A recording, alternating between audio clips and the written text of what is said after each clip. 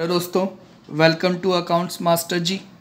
Last video में हमने chapter start किया था फाइनेंशियल स्टेटमेंट ऑफ एनपीओ, जहां पर हमने बात की थी एनपीओ के फंडामेंटल और बेसिक्स के बारे में। आज के इस वीडियो में हम बात करेंगे रिसिप्ट एंड पेमेंट अकाउंट की, कि रिसिप्ट एंड पेमेंट अकाउंट क्या होता है और इसे कैसे प्रिपेयर किया जाता है। मैंने यहाँ पर ऑलरेडी आपके लिए एक format proforma receipt and payment account का ड्रॉ कर रखा है। आपको दिख रहा है कि टोटल इसमें 4 कॉलम हैं, पर इसके अंदर में कौन कौन सी चीज़ें आती हैं और उसके पीछे लॉजिक क्या है, पहले ये हम वन बाय वन डिस्कस करते हैं, फिर एट दी एंड वापस हम इस फॉर्मेट पर पहुंचेंगे। तो अगर आपको याद हो, लास्ट क्लास में हमने पढ़ा था कि रिसिप्ट एंड पेमेंट अकाउंट कुछ नहीं है, सिंपली कॉम्बिनेशन है आपका कैश अकाउंट का और बैंक अकाउंट का, या फिर ये कह सकते हैं कि कैश ट्रांजैक्शंस का और आपके बैंक ट्रांजैक्शंस का। दैट इज़ जो चीज़ें कैश अकाउंट और बैंक अकाउंट में आती हैं वो सारी चीज़ें आपके रिसिप्ट और पेमेंट अकाउंट में आएंगी। इसलिए फॉर्मेट पर आते हैं। फॉर्मेट में देखिए, सबसे पहले रिसिप्ट एंड पेमेंट अकाउंट, जो कि मैं क्या कह रहा हूँ, कैश एंड बैंक अकाउंट का कॉम्बो है, कॉम्बिनेशन है, कैश एंड बैंक अकाउंट की समरी है। उसमें सबसे पहले आपका ओपनिंग बैलेंस आ रहा है, किसका, कैश का एंड बैंक का। आपको क्लास 11th में ये बात बताई गई होगी कि कैश अकाउंट जो बैलेंस है वो ज़ीरो भी आ सकता है, पॉजिटिव भी आ सकता है, पर नेगेटिव कभी नहीं आ सकता। दैट इज़ कैश अकाउंट का बैलेंस डेबिट हो सकता है, निल हो सकता है, पर कभी भी क्रेडिट बैलेंस कैश का नहीं हो सकता। पर जो बैंक होता है, इसका जो बैलेंस है वो आपका पॉजिटिव हो सकता है, दैट इज़ डेबिट बैलेंस हो सकता है। बैंक का बैलेंस आपका ज़ीरो भी हो सकता है, एंड अगर आपने बैंक से ओवरड्राफ्ट की फैसिलिटी ले रखी है तो आपका बैंक बैलेंस नेगेटिव भी हो सकता है, दैट इज़ क्रेडिट बैलेंस भी हो सकता है।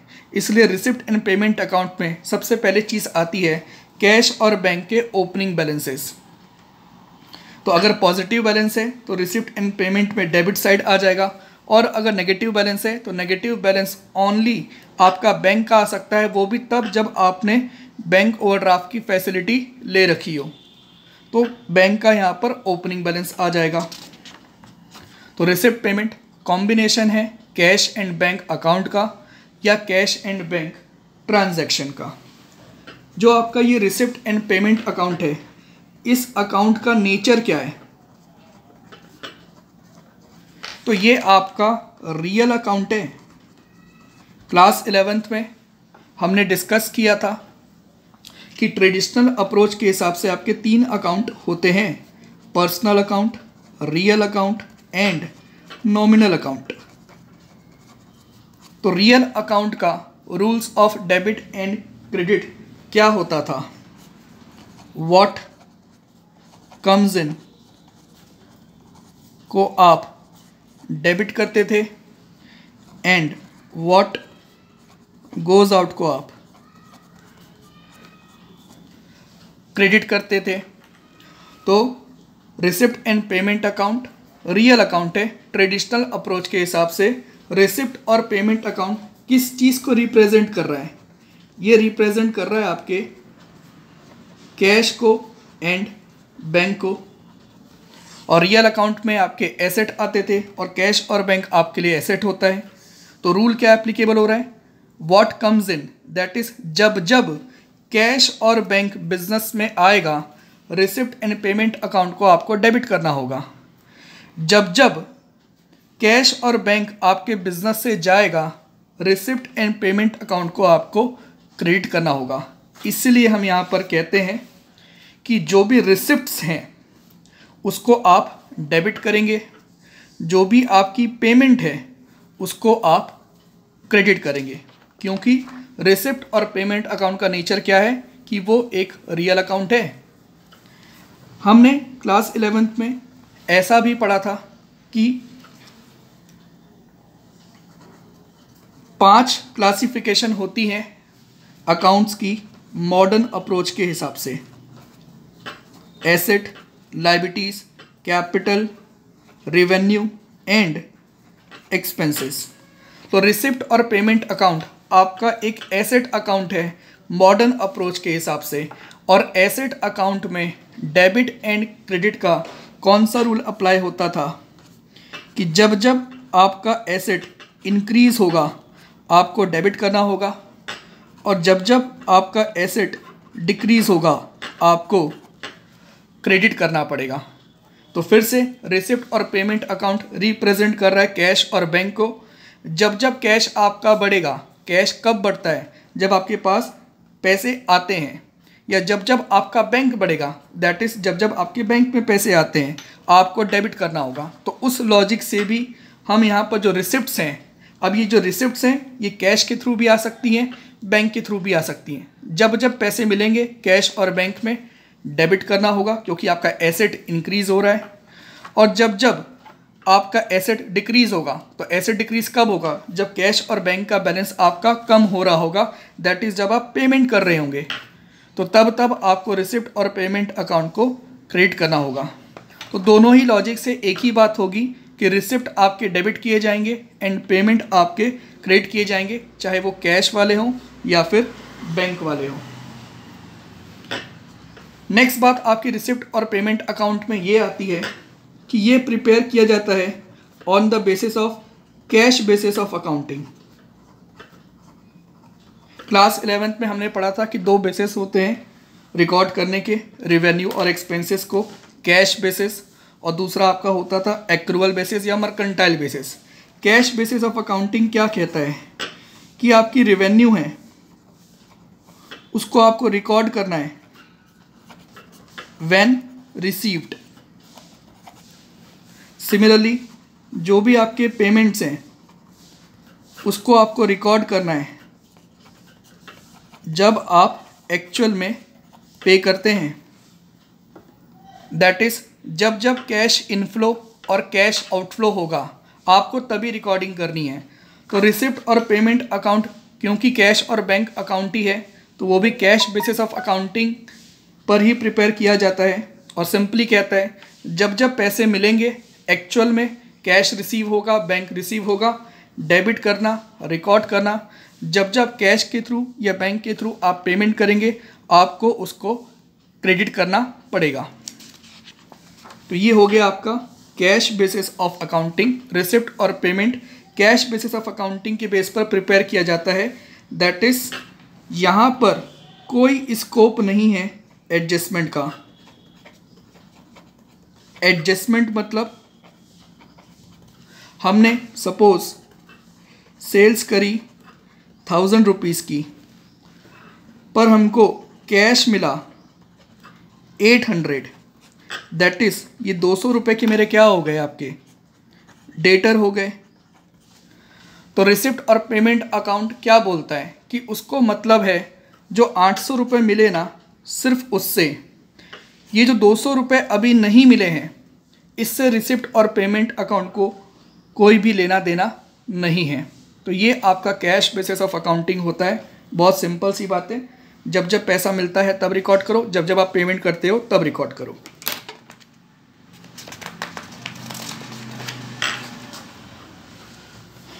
रिसिप्ट और पेमेंट अकाउंट की अगला फीचर, खास बात यह है कि ये all receipts and payments record करता है। ये डिस्टिंक्शन नहीं करता है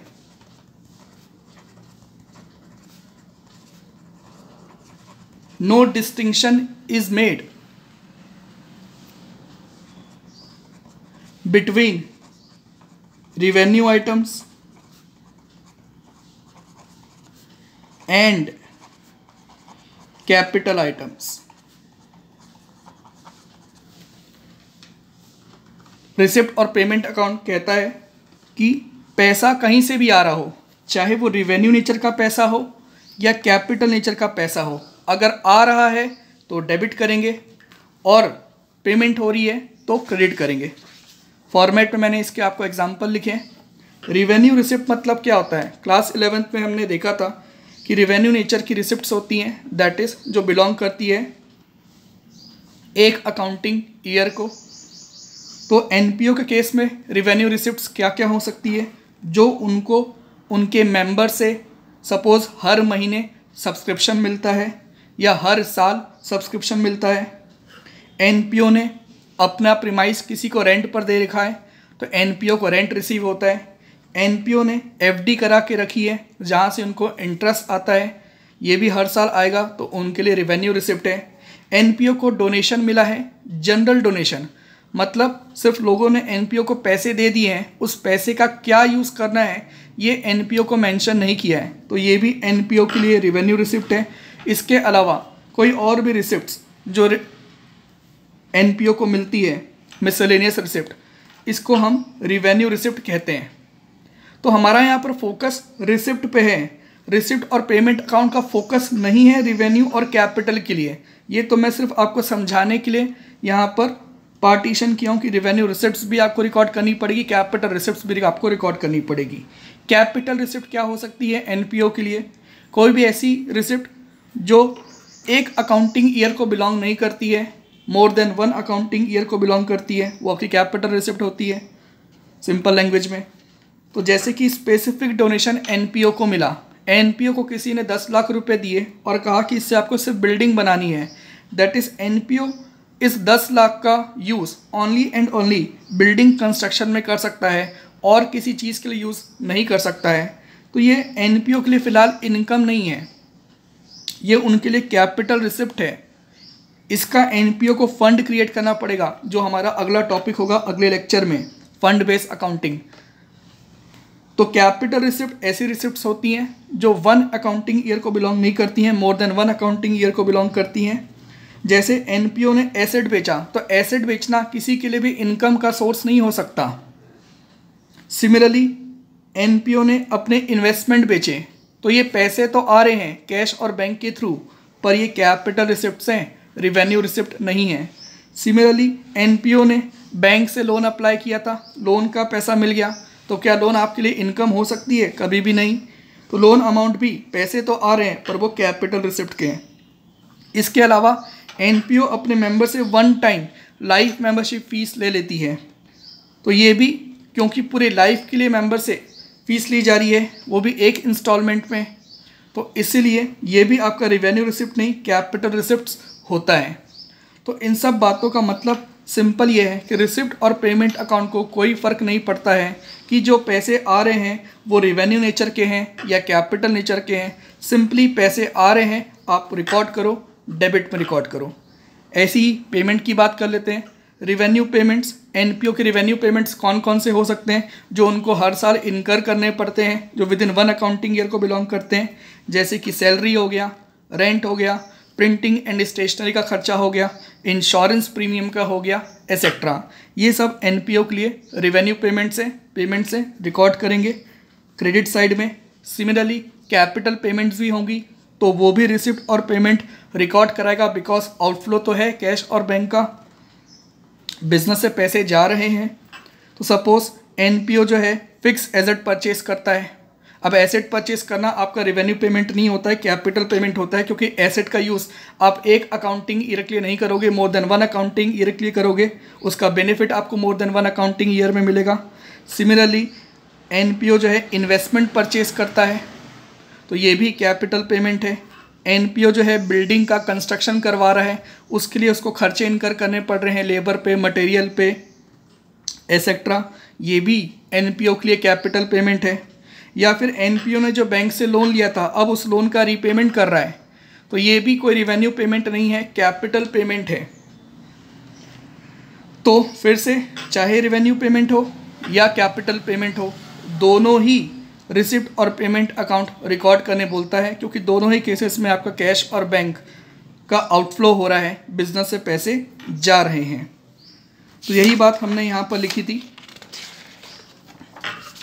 कि रिसिप्ट और पेमेंट अकाउंट में डिस्टिंक्शन नहीं किया जाता है between revenue items and capital items.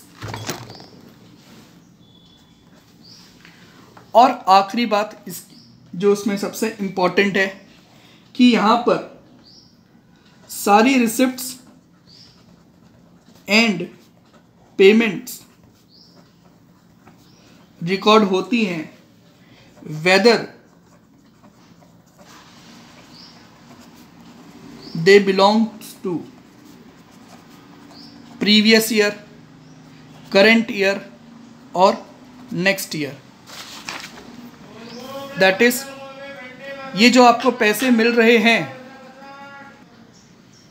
That is ये जो पैसे आपके पास आ रहे हैं, चाहे रेवेन्यू रिसिप्ट के हों या कैपिटल रिसिप्ट के हों, ये चाहे आपको पिछले साल का इस साल मिला हो या करंट ईयर का पैसा ही आपको करंट ईयर में मिला हो या फिर नेक्स्ट ईयर का कुछ पैसा आपको इस साल मिल गया हो, आरपीए को कोई फ़र्क नहीं पड़ता, क्योंकि आरपीओ का बहुत सिंपल लॉजिक है। ये कैश और बैंक अकाउंट है, जब जब कैश आएगा बैंक से पैसे आएंगे, हमको रिकॉर्ड करना है, चाहे वो पैसे पिछले साल के हों, चाहे वो पैसे करंट ईयर के हों, इसी साल के हों, चाहे वो पैसे आने वाले साल या नेक्स्ट ईयर को बिलोंग करते हो। रिसिप्ट और पेमेंट अकाउंट को कोई फ़र्क नहीं पड़ता। सिमिलरली जो आप पेमेंट्स करते हैं, चाहे ये पेमेंट आपने की हो पिछले साल के लिए, जो शायद आपको कुछ पे करना बाकी था, जैसे कि पिछले साल आपने सैलरी पे नहीं करी थी मार्च महीने की, इस साल आप पे करते हैं, तो रिसिप्ट और पेमेंट अकाउंट तो उसको रिकॉर्ड करेगा। उसको कोई मतलब नहीं है कि ये पैसा पिछले साल का था जो आप आज पे कर रहे हैं, ये लायबिलिटी पिछले साल की थी जो आप आज पे कर रहे हैं। चाहे ये पैसा करंट ईयर का हो, चाहे ये पैसा नेक्स्ट ईयर का हो। करंट ईयर में अगर पेमेंट हुई है तो चाहे वो पेमेंट किसी भी साल की हो, आरपीए को इससे कोई भी फ़र्क नहीं पड़ता है। तो ये रिसिप्ट और पेमेंट अकाउंट को लेकर कंसेप्चुअल पॉइंट्स थे, वन बाय वन जो हमने डिस्कस किए। हमने पढ़ा कि रिसिप्ट और पेमेंट अकाउंट कैश और बैंक की समरी है, इसलिए रिसिप्ट और पेमेंट अकाउंट स्टार्ट ही होता है opening balance of cash and bank से और ख़त्म भी होता है closing balance of cash and bank से। बस अगर आपका बैंक में ओवरड्राफ्ट चल रहा है तो ओपनिंग बैलेंस आपका क्रेडिट साइड में आ जाएगा और इसी का क्लोजिंग बैलेंस आपका डेबिट साइड में आ जाएगा। ये रेयर कुछ क्वेश्चंस में ही होते हैं, वरना नॉर्मली आपको कैश और बैंक का डेबिट बैलेंस पॉजिटिव बैलेंस ही दिखाई देता है। रिसिप्ट और पेमेंट अकाउंट में सारे रिसिप्ट्स आते हैं, चाहे वो रेवेन्यू नेचर के हों या फिर कैपिटल नेचर के हों। सिमिलरली सारी पेमेंट आती है, चाहे वो रेवेन्यू नेचर की पेमेंट हो या कैपिटल नेचर की पेमेंट हो, चाहे ये पेमेंट पिछले साल की हो, करंट ईयर की हो, नेक्स्ट ईयर की हो, चाहे ये रिसिप्ट प्रीवियस ईयर की हो, करंट ईयर की हो या फिर नेक्स्ट ईयर की हो। तो ये आपका आरपीए अकाउंट था और उसका लॉजिक था। एक क्वेश्चन हम साथ में प्रैक्टिस कर लेते हैं, उसके बाद हमारा कंसेप्ट जो है वो प्रॉपर ग्रिप में आ जाएगा। एक क्वेश्चन हम प्रैक्टिस कर लेते हैं साथ में, रफ में, स्पीड से।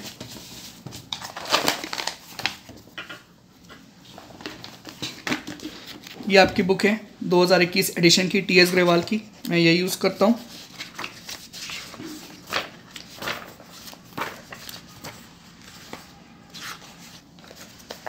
एक्सरसाइज के क्वेश्चन में आपका पहला क्वेश्चन है जो सीबीएसई 2020 में पूछा भी गया है फाइनल एग्जाम में। तो क्वेश्चन रीड करते हैं और सॉल्व करने की कोशिश करते हैं। From the following particulars relating to Shyamji Charitable Society, prepare a receipt and payment account for the year ending 31st March 2019। तो हमको रिसिप्ट और पेमेंट अकाउंट बनाना है और ये आपका प्रीवियस ईयर 18-19 के लिए बन रहा है। मैं रफ में ही बना रहा हूँ, पूरा फॉर्मेट ड्रॉ नहीं करूँगा। पर्टिकुलर्स में लिखा हुआ है कैश इन हैंड 1 अप्रैल 2018 का, मतलब ये आपका ओपनिंग बैलेंस हो गया कैश का, टू बैलेंस बीडी कैश का, how much 16,000। Cash at bank का भी बैलेंस गिवन है आपको 1/4/18 का, ये भी आपका बैंक का ओपनिंग बैलेंस हो गया 28,000। देन लिखा हुआ है सब्सक्रिप्शन आपको टोटल मिला है 60,000 रुपये, इसमें से 11,000 रुपये पिछले साल का है, हमको कोई फ़र्क नहीं पड़ता। रिसिप्ट और पेमेंट अकाउंट टोटल जो पैसा मिला है उस पर ही फोकस करता है, तो सीधा हम यहाँ पर लिख देंगे to subscription 60,000। Donations for building, तो ये एक तरह से आपका स्पेसिफिक डोनेशन हो गया, पर फिर से कोई फ़र्क नहीं पड़ता, ये कैपिटल रिसिप्ट है पर फिर भी रिसिप्ट है तो रिकॉर्ड होगी डेबिट साइड में। टू डोनेशन फॉर बिल्डिंग, कितना है ये आपका 2,90,000 रुपये। देन है आपका मिसलेनियस एक्सपेंसेस, तो ये आपका पेमेंट है बाय मिसलेनियस एक्सपेंसेस, ये आपका है 98,000। इसके बाद लिखा हुआ है लॉकर रेंट, इसको लेकर हम कंफ्यूज हो सकते हैं पर सीबीएसई भी इसको रिसिप्ट मानता है तो हम भी इसको रिसिप्ट ही मानते हैं। इसके लिए हम एजम्पशन में लिख सकते हैं, एक नोट लिख सकते हैं कि लॉकर रेंट को हमने अज्यूम किया है कि ये रिसिप्ट है, मतलब एनपीओ जो है लॉकर की फैसिलिटी प्रोवाइड करता है अपने मेंबर्स को और उनसे रेंट लेता है। तो टू लॉकर रेंट ये आपको मिला है 32,000 रुपये। और आखिरी आइटम लिखा हुआ है इसमें एंट्रांस फीस, तो जब मेंबर एंट्री करते हैं आपके एनपीओ में, मेंबर बनते हैं, तब उनसे एंट्रांस फीस ली जाती है, तो ये भी पैसा मिला है तो हम रिकॉर्ड करेंगे एंट्रांस फीस 41,000। टोटल कर लेते हैं, ये हम सॉल्व कर रहे हैं।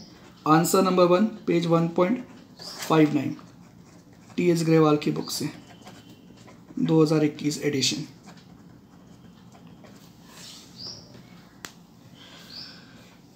तो इसका आपका टोटल है 4,67,000।